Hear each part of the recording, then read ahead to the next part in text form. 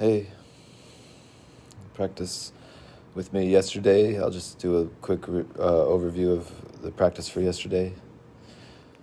Maybe you could do it before you do today's a little bit.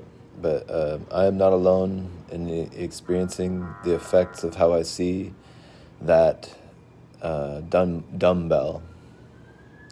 I am not alone in experiencing the effects of how I see this screen. I am not alone in experiencing the effects of how I see that backpack. I'm supposed to keep my eyes on it while I say it, but I'm also trying to invite Course of Miracles groups. I'm not alone in experiencing the effects of how I see that pillow. And keep in mind, we were just told that I do not have neutral thoughts about what I see. I do not have neutral thoughts about pillows because I have no neutral thoughts. So I'm not alone in experiencing the effects of how I see that pillow.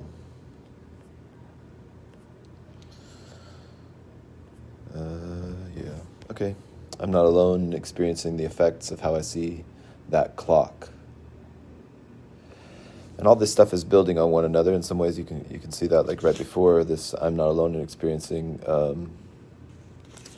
the effects of how I see things. It's that my thoughts are images I have made, and then right after that, I have no neutral thoughts. Hey, what's up, mermaid? And then after that, I see no neutral things. The reason I see no neutral things is because I have no neutral thoughts. Causally connected.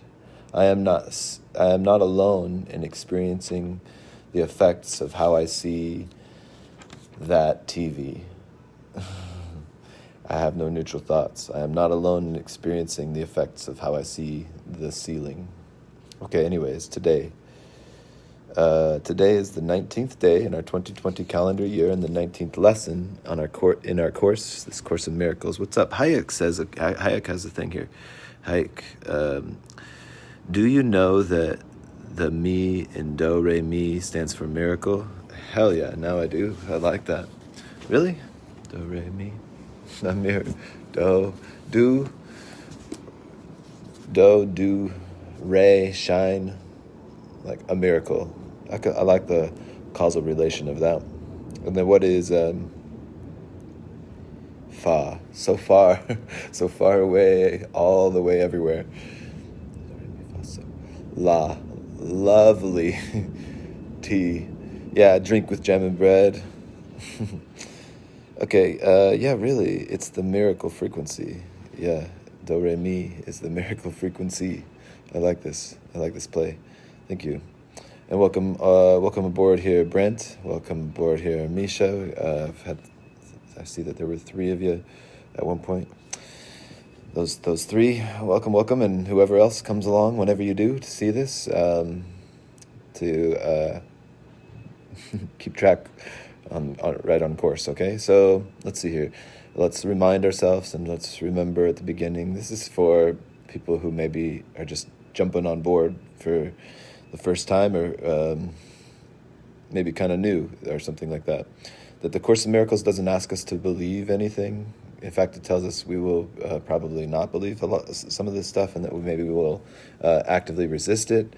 But that if we practice with it, if we allow ourselves to just attempt to try on the practice, that it will have a positive effect. And I believe that it seems true. It has good fruits, I think. So, but everything is entertainment, So, in some way, it would have you not take it so seriously.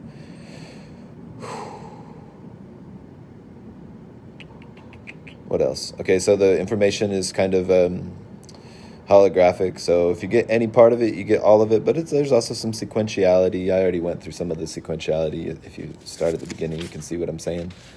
Okay, so today's lesson. Here we go. I am not alone in experiencing the effects of my thoughts. I am not alone in experiencing the effects of my thoughts. Yesterday was, I'm not alone in experiencing the effects of my seeing. Remember, my thoughts are images that I have made. so again, you can see like how these kinds of ideas stack on one another. They become like a domino effect or something like this. Kind of cool for super cool for mind training. Okay, so I'm not alone in experiencing the effects of my thoughts.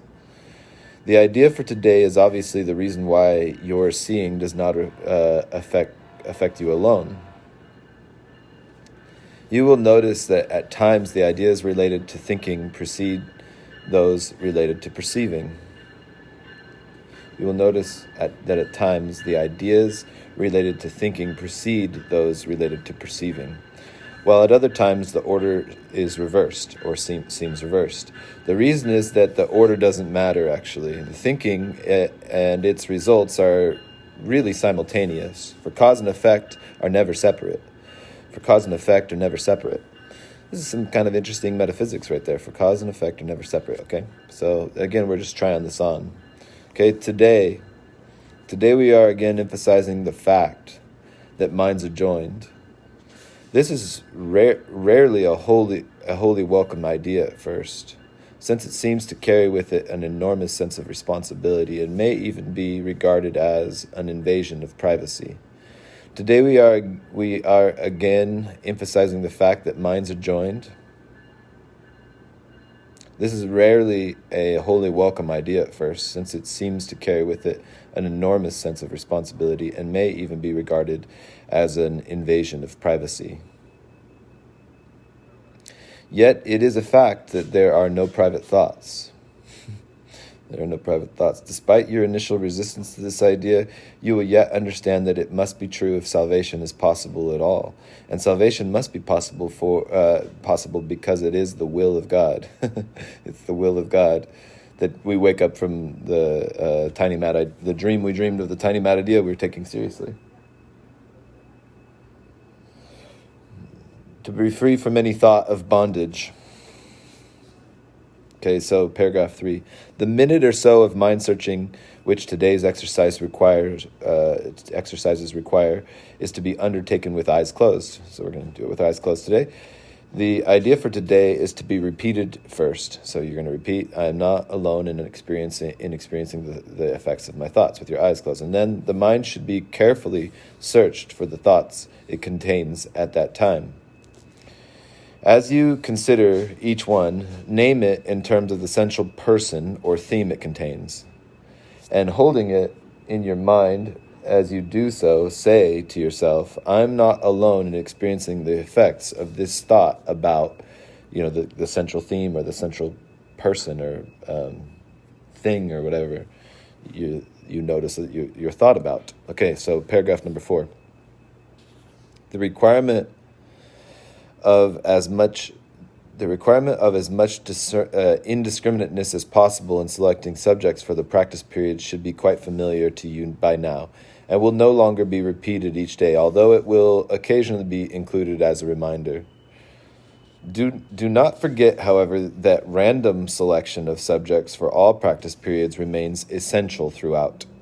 Lack of order in this connection will ultimately make the recognition of the lack of order in miracles meaningful to you. There is no order of difficulty in miracles is like a principle of A Course in Miracles, or of miracles according to the Course in Miracles.